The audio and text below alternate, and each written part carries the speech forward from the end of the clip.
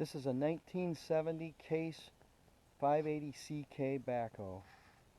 Fantastic machine, runs well, reliable, but is incredibly difficult to change the fan belt on this machine.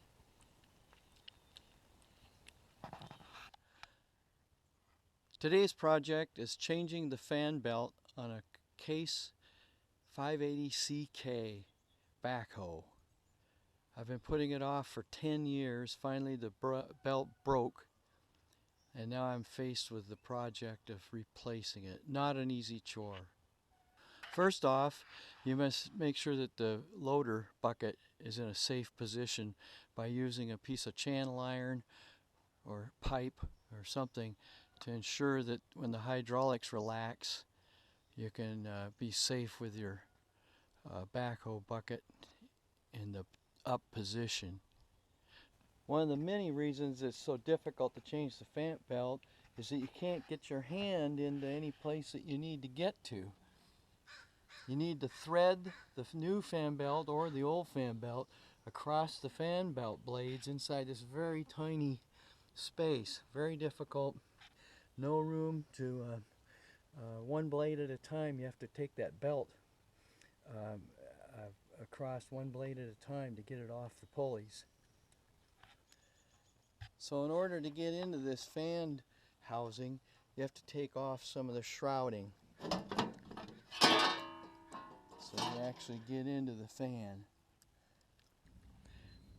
Carefully loosen the bolt that secures the alternator and pry carefully on this to loosen the belt so you can get the new belt on.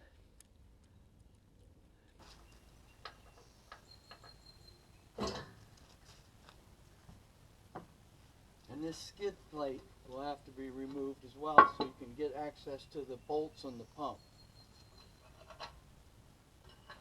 These bolts will be rusted, and you'll probably have to cut them off with a cutting torch at the outside edges. There's 4 bolts. Another reason it's difficult is that you have to pull this hydraulic pump with all this plumbing off the machine in order to get the fan belt, because the fan belt is on the other side of this radiator and is looped around the shaft that drives this pump. So the pump has to come off completely.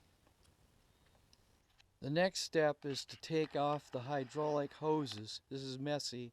You need a bucket so that you can catch a lot of the stuff. I would not reuse it, but you need to virtually cut this hose off because it's going to be wasted. It's on there so long it's pretty hard. You might want to consider replacing these other hydraulic hoses too. And then you have to release this nut on this piece of pipe on the hydraulic pump. The hydraulic pump is right here and will probably be frozen in place. This has been on here for 35 years, and the pump was frozen to the frame or to the spline shaft, which is hooked up to the flywheel. There's a spline device in there. This pump is made out of aluminum. It's quite fragile. I'm going to show you what I made here as a puller to pull this pump out carefully by using bolts. I welded a couple of plate stocks, I'll show you later what they look like, and put them on the toughest part of this aluminum housing, and so you can kind of see how I did it there. This will save you lots of time and headaches. And just put a bar across and slowly tighten the nuts, being real careful not to crack that hydraulic housing, because that is about a $1,700 pump. So you take these out, throw it away, replace it with new. I had to cut my bolts off to get the front plate. I just used a welding torch because those were frozen on with rust. So I just cut the heads off with a welding torch to take this front piece off, which goes on there and hides the pump, and it's a substantial piece of metal. You'll want to get rid of that. And then I'll show you a detail of the tool in a minute. So I'm just about to release the pump. I've gotten it off away from the frame. You can see there that it's moved back probably a half an inch or so. I tried other tools, pry bars, screwdrivers, forget it. That thing's on there. The only way you can get it was with this devised wheel puller or pump puller. The puller consists of some welded bolts onto a very nice flat surface, so that this is very flat to hold up against the pump body. It's just bolts and a couple plates, and then a L piece of metal or pipe or whatever you want to use for your pry bar. The problem here is that you have to get the belt through this spline that goes through the pump drive.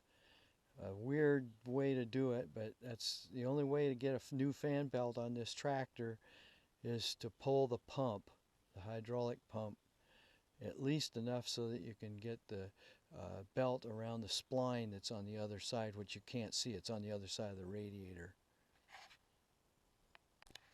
This coupler has to come out, and you'll probably need a wheel puller like this to get it to come off.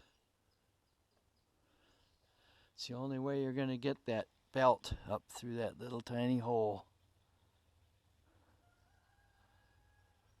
Fish the old one out and put the new one in, like this. It just barely fits.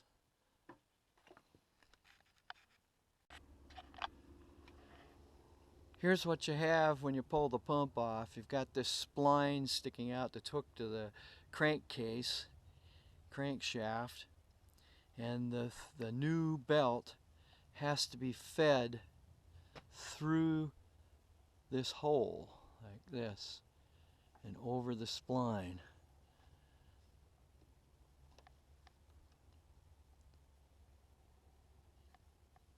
And it has to come up underneath all this junk here.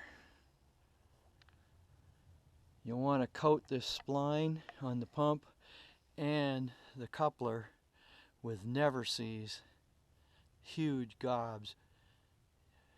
If you ever want to have a chance of getting that thing off of there again. And a little tip here is pre-assemble these bolt units here. You'll never get your hands in there after you put this skid plate back on. So pre-assemble them, get them ready to go. Use lots of never-sees on everything. And then you can just slide this skid plate back on it.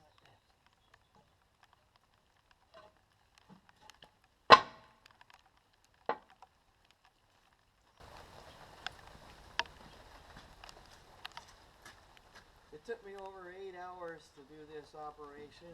Hopefully with this video you can cut it down to probably about 4 hours. There's a lot of steps to it, and it just is a time-consuming job.